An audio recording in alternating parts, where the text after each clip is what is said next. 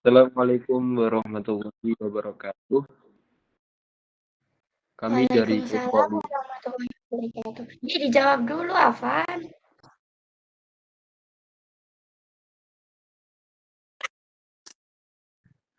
Ulangi ya, sorry. Safa, mic-mu matiin dulu. Oke. Saya Layatul Mila di 11 2024 04 019.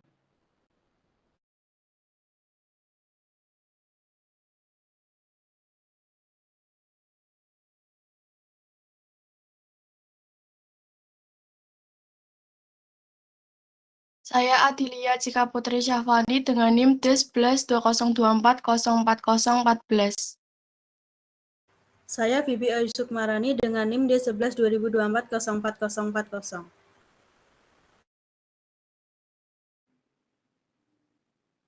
Bisa di next, Kak. Latar belakang, kanker serviks adalah kanker leher rahim yang banyak menyerang pada perempuan, terutama di negara berkembang seperti negara Indonesia. Penyebab utamanya adalah infeksi HPV atau Human Papilloma Virus, khususnya tipe 16 dan 18. Di Indonesia, kanker ini menempati urutan kedua setelah kanker payudara dengan tingkat kematian yang tinggi akibat rendahnya deteksi dini. Screening seperti pap smear dan vaksinasi HPV efektif mencegahnya, namun masih kurang dimanfaatkan. Oleh karena itu, edukasi screening dan vaksinasi perlu ditingkatkan untuk menurunkan angka kejadian dan kematian.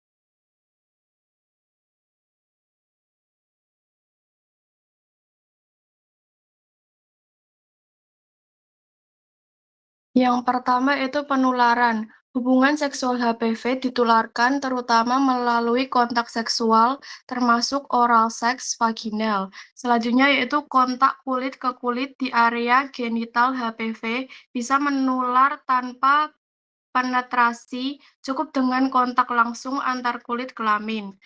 Dari ibu ke bayi saat persalinan atau jarang dalam kasus yang sangat jarang. Ibu dengan infeksi HPV bisa menularkan virus ke bayinya saat melahirkan. Yang kedua yaitu pencegahan. Melakukan hubungan seksual dengan aman seperti contohnya menggunakan kondom. Kondom dapat membantu mencegah kanker serviks dengan mengurangi resiko infeksi human papillomavirus atau HPV.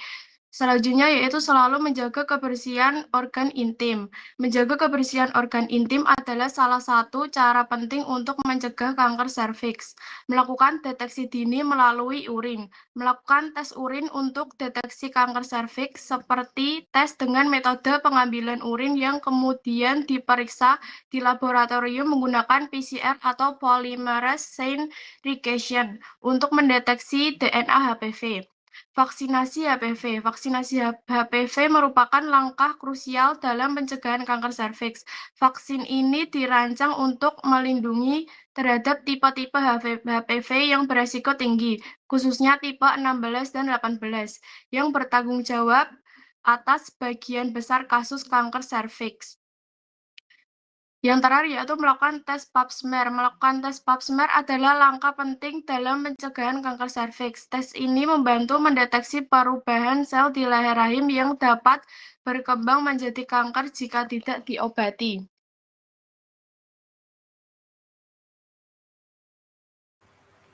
Selanjutnya ada rancangan studi kasus kontrol atau case control study.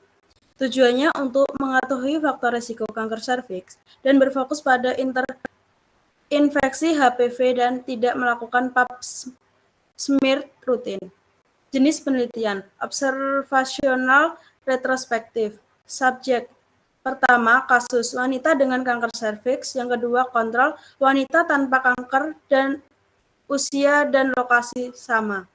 Pengumpulan data dapat dilakukan dengan wawancara, riwayat seksual, infeksi, pap smear, vaksinasi HPV, dan kebersihan. Kelebihan dan kekurangan studi.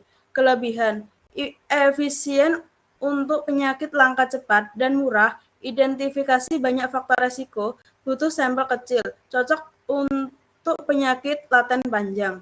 Kekurangan, rawat, bias ingatan dan seleksi tidak bisa dipastikan sebab akibat, tidak ukur insidensi, sulit cari kontrol yang pas. Oke, selanjutnya manfaat studi. Manfaat studi atau case control studi. Yang pertama, efisiensi untuk penyakit dengan prevalensi rendah atau yang jarang terjadi. Yang kedua, bersifat retrospektif sehingga cepat dan relatif murah, tidak memerlukan pemantauan jangka panjang.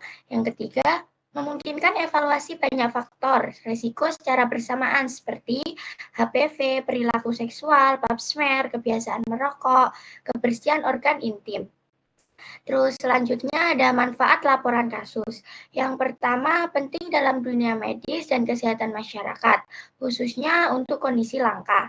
Yang kedua, memberikan gambaran klinis mendalam tentang perjalanan penyakit, termasuk gejala awal, hasil pemeriksaan, respon terhadap pengobatan, dan faktor resiko. Yang ketiga, meningkatkan kewaspadaan klinis terhadap variasi kanker serviks, khususnya pada kelompok usia populasi tidak biasa, seperti remaja yang baru berkembang dan ibu hamil. Yang keempat, mendukung deteksi dini dan penata laksanaan yang lebih baik.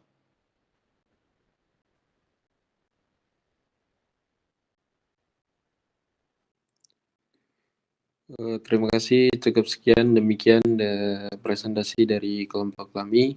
Banyak salah kurangnya kami mohon maaf yang sebesar-besarnya. Wassalamualaikum warahmatullahi wabarakatuh. Waalaikumsalam warahmatullahi wabarakatuh.